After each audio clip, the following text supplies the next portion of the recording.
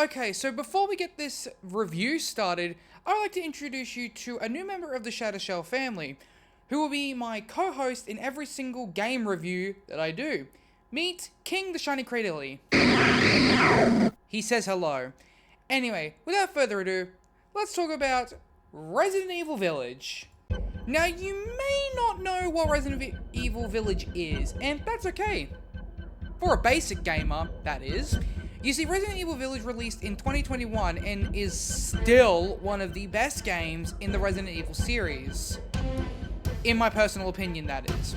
And the only one I actually watch people play. It is funny because I've only recently been watching other people play the previous games. And I'm very biased with Resident Evil Village.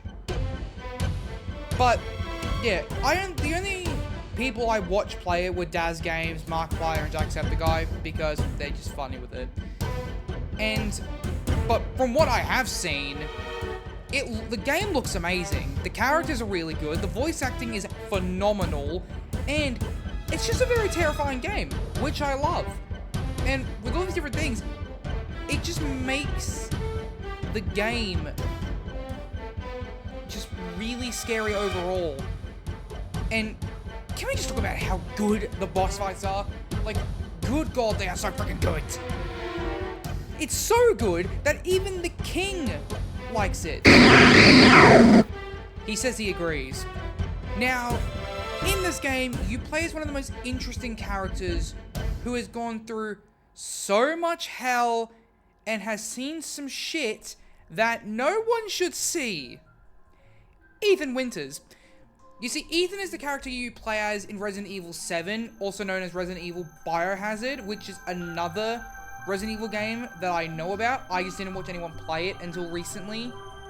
That game looks terrifying, and the shit that happens in it is messed up. Like, it's extremely terrifying and extremely messed up. And if you know how that game goes, then you know what I'm talking about. It's fucked. Like, immensely fucked. It's fucked in so many ways that if I keep saying this, I'm gonna get demonetized. It's that messed up.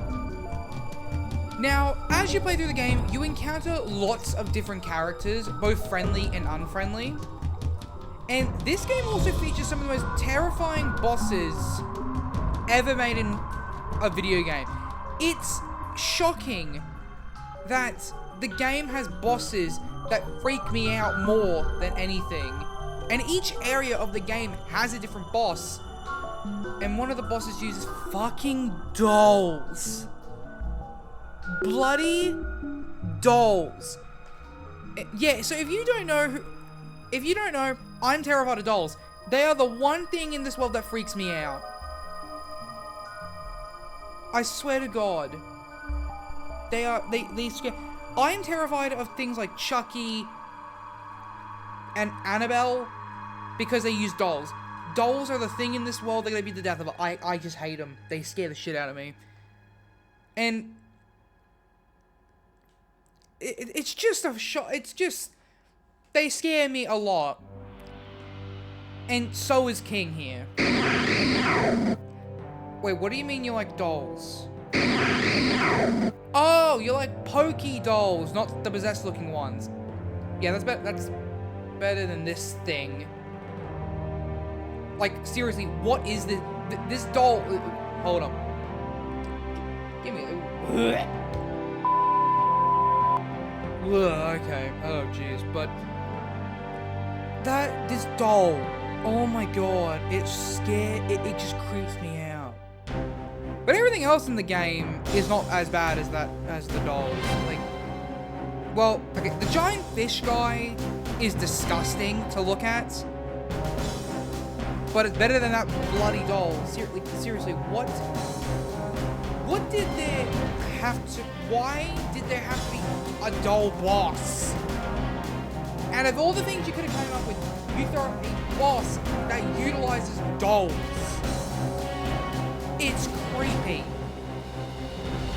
It is just, it's just, it Okay, so if there's anything this game does that I hate, There's nothing.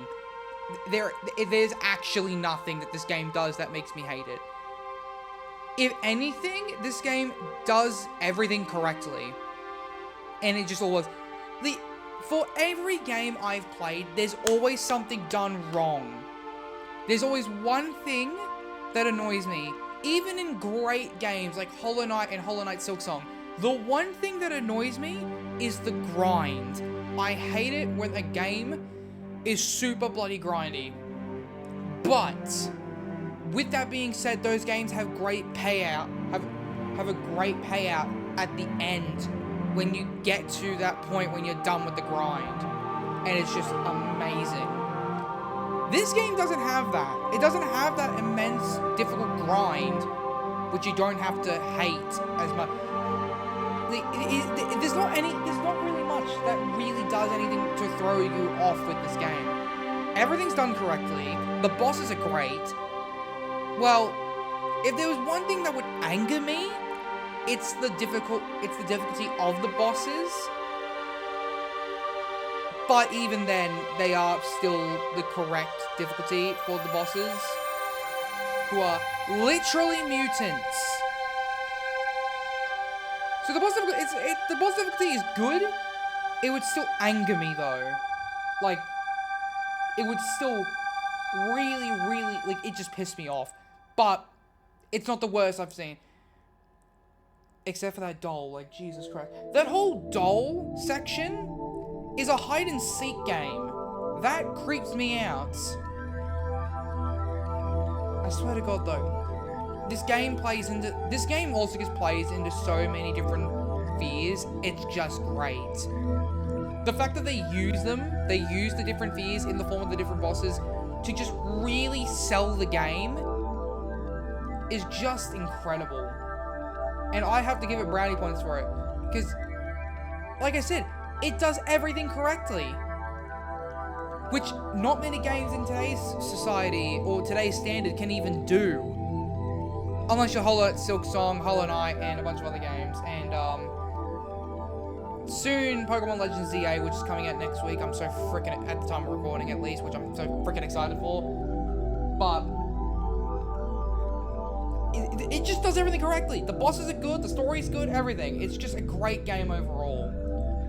Now, in the end, the game, like I just said, it's a great game. But it's just got an incredible amount of detailed story that makes it so interesting for everyone who plays it.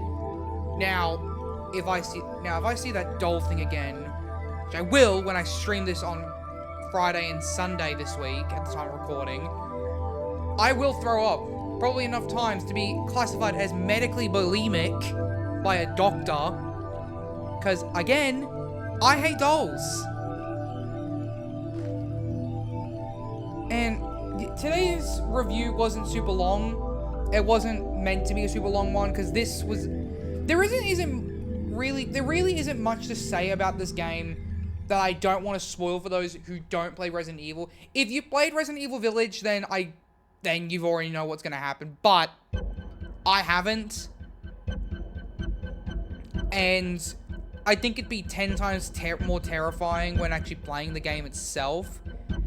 Like, you can watch people play a game and still get scared, but the actual feeling of playing the game yourself and then having what happened to them happen to you is just another feeling of dread. But yeah. I will go do a deeper, in-depth review of this game after I finish playing it. And I might even do Resident Evil Biohazard or Resident Evil 7 if you want to be technical. I will not be doing Resident Evil 4 Remastered because I just have no real interest in that game as much as I do as 7 and 8. Also, there's a bunch of other videos I have to work on, so I really don't want to overflow what I've got going on at the moment. But anyway, I hope you enjoyed this video, and I will like hopefully get a bunch more videos out soon enough. But also, just make sure, do not forget to tune into the live streams, like I said, on Friday and Sunday. At Friday will be 4:45 p.m. and then on Sunday, we'll be at 11 o'clock in the morning. And I'm just really excited to see you all there, depending on who decides to tune in. It's going to be Resident Evil 8 for both. It's going to be... So, I think for the next 2-3 weeks, it's going to be Resident Evil Village. And that's it. And then I'm going to go to a different game, and then we'll go back to Silksong. But yeah, just hope you guys enjoyed, and I will... Oh, wait, hold on. King, what do you want to say? Oh, you want the viewers to like and subscribe. Oh, you want... Hold on, you want the viewers to like the video and subscribe to the channel. Well, you heard the man. Don't forget to like and subscribe. And... Wait, what do you have in your tentacles? Oh, you son of a...